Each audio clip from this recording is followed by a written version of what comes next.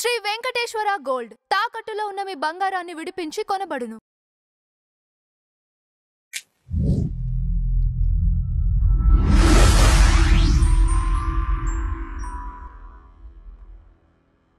ఓం మహాగణాధిపతయే నమః.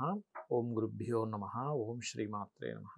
పరమేశ్వర స్వరూపమైనటువంటి జ్యోతిష, వాస్తు మరియు ఇతర అనేకమైనటువంటి శాస్త్రములను మనకు అందించినటువంటి మహర్షులకి నమస్కారం.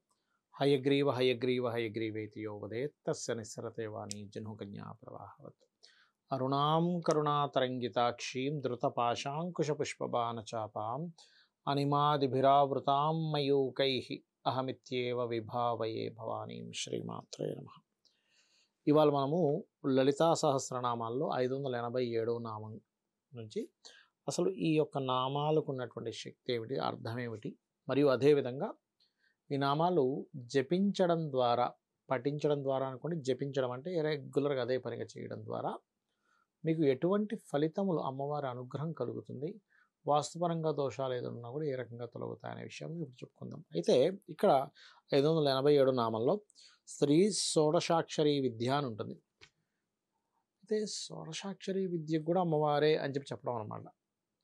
షోడశి తీసుకున్నామండి అంటే ఏంటి, ఆ శక్తి ఎక్కడి నుంచి వస్తుంది? అమ్మవారి యొక్క శక్తి. మనం మాట్లాడుతున్నా, చూస్తున్నా, ఒక నవ్వుతున్నా, కూర్చున్న, ఆఖరికి పడుకున్నా, కొంతమంది చూడండి, అయ్యో నిద్ర పట్టట్లేదండి అని అటు ఇటు అయిపోతుంది. అంటే ఏమిటి? యాదేవి సర్వభూతేషు నిద్రారూపేణ సంస్థిత. మనం వింటున్నాం కదా. అంటే ఏమిటి? నిద్ర రావాలన్నా కూడా అమ్మవారే.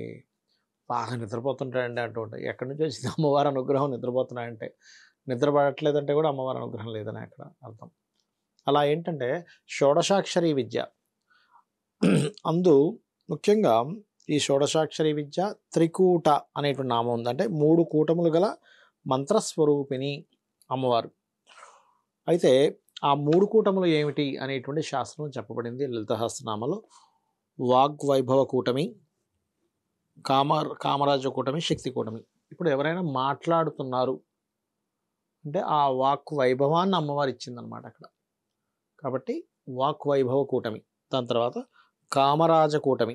మీకు ఒక కోరిక ఉంది, కోరిక తీరాలి, లేకపోతే ఒక కామము అంటే ఎంతసేపు సెక్స్ అని కాదండి, అక్కడ సెక్సువల్ రిలేటెడ్ సంబంధించిన కోరిక అని అర్థం అనమాట. కామరాజ కూటమి. ఒక కామ్యము, మీకు ఒక ఇచ్ఛాశక్తి, లేకపోతే ఒకటి చేయాలనేటువంటి ఒక ఆలోచన, ఇవన్నీ కూడా కామరాజ కూటమి వల్లే జరుగుతుంటాయి. అలాగే శక్తి కూటమి. ఈ శక్తి కూటమి ఏంటంటే ముఖ్యంగా అమ్మవారి యొక్క శక్తి వచ్చేటువంటిది. అయితే ఇక్కడ మనం ఈ మూడిట్లో చూసుకుంటే శిరస్సు నుంచి కంఠము వరకు వాగ్భవ కూటమి.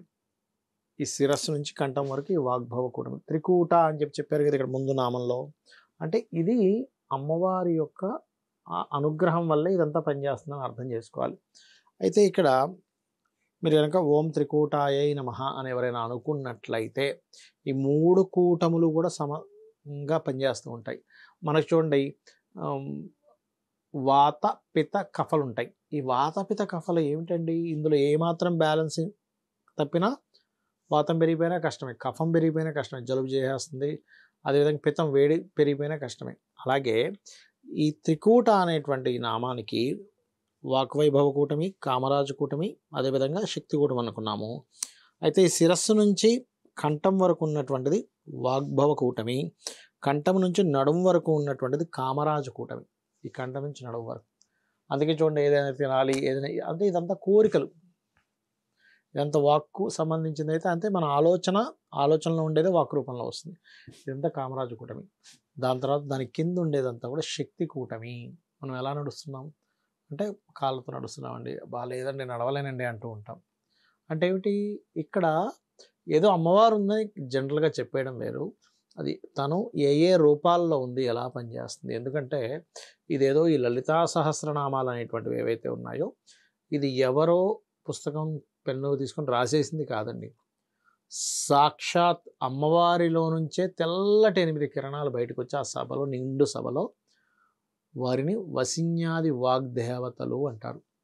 ఆ వసిన్యాది వాగ్దేవతలు అమ్మవారి గురించి లలితా సహస్రనామాలు చెప్పడం జరిగింది. కాబట్టి ఇది వేదముతో సమానము. ఇప్పుడు మనం మాట్లాడేసుకుంటున్నాం, కామన్గా ఒక కెమెరా పెట్టేసి చెప్పేస్తున్నాం, కానీ ఇది వేదమంత్రంతో సమానం. ఇందులో ఒక్కొక్క అక్షరము ఒక్కొక్క నామము ఎంత శక్తివంతమైనవంటే మీరు దాని గనక అంత శక్తివంతమైన అబ్బో అసలు ఇంత అదృష్టం అనుకొని చేసుకున్నట్లయితే ఖచ్చితంగా మీ యొక్క పాప కర్మ దగ్ధమై తీరుతుంది, అందులో ఎటువంటి సందేహం లేదు. అదేవిధంగా ఈ నామాన్ని త్రికూట అనేటువంటి నామాన్ని కూడా రెగ్యులర్గా చాంటింగ్ ఓం త్రికూటాయై నమః అని చాంటింగ్ చేస్తూ ఉంటే ఇంట్లో ఒక్కోసారి చూడండి ఈ వాస్తు పరంగా మధ్యలో ఒక్కోసారి పిల్లర్స్ వస్తుంటాయి కొంతమందికి, అంటే తెలియక ఈ బ్రహ్మస్థానంలో పిల్లర్స్ వేస్తుంటారు. అటువంటివి కూడా కొంత ప్రభావం, అంటే సహజంగా బ్రహ్మస్థానంలో పిల్లర్ ఉంటే అసలు ఇల్లు ఖాళీ చేసేసేయండి, ఆ పిల్లర్ తీసేసి ఏర్పాటు ఇంకోటి ఏదైనా ఏర్పాటు చేయండి అంటాం. కాకపోతే అలా ఉన్నప్పుడు దాన్ని మిర్రర్ టెక్నిక్తో కొంతవరకు పోగొడుతుంటారు. కానీ ఈ త్రికూటాయై నమః అనే నామస్మరణ కూడా బ్రహ్మాండంగా పనిచేస్తుంది. శ్రీమాత్రే నమః.